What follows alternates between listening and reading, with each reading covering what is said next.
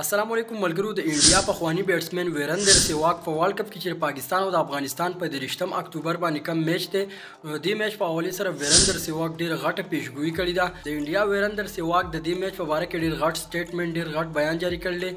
نو ویریندر سهواګ د دې میچ په اړه کې څه ویلي دي، پورا معلومات ترله هم په دې ویډیو کې در کوم. نو ویډیو راست تر اخره پورې وګورئ. د انډیا کرکټ ټیم پخوانی بیټسمن ویریندر سهواګ ویلي چې په 23 اکتوبر باندې په ورلد کپ کې چې د پاکستان او د افغانستان کم میچ دی، نو په دې میچ کې زیات چانس دی چې دا میچ افغانستان وګټي. ویریندر سهواګ ویلي چې په دې میچ کې د افغانستان د ګټې زیات چانس ځکه دي چې دا میچ چې کوم دی د چنای په ګراوند باندې دی او د چنای په ګراوند باندې چې کوم دی سپینران بالران چې کوم دی ډیر زیات کامیاب وي.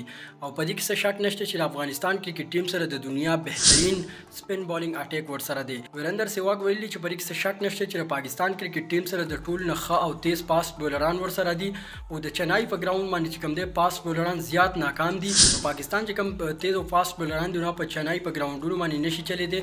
او که تاسو ګورئ نو په انډیا کې همیشه لپاره چې کوم دی سپینران او بیټسمنان کامیاب وي، فاست بولران چې کوم دی دومره ښه بالینګ نشي تر سره کولی.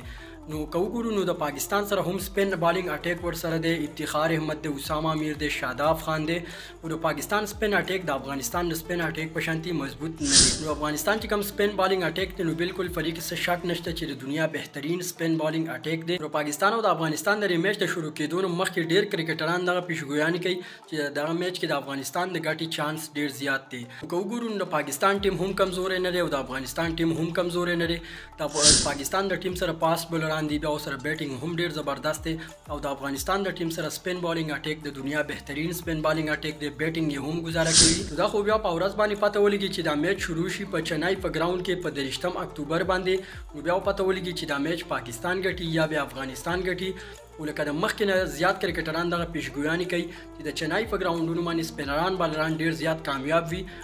نو په دغه میچ کې پورا چانس دی چې په دغه میچ کې افغانستان لوبډله پاکستان ته شکست ورکړي او دا میچ د پاکستان نه وګټي. تاسو راي څه نظر لرئ چې دا میچ په پاکستان ګټي یا بیا افغانستان ګټي؟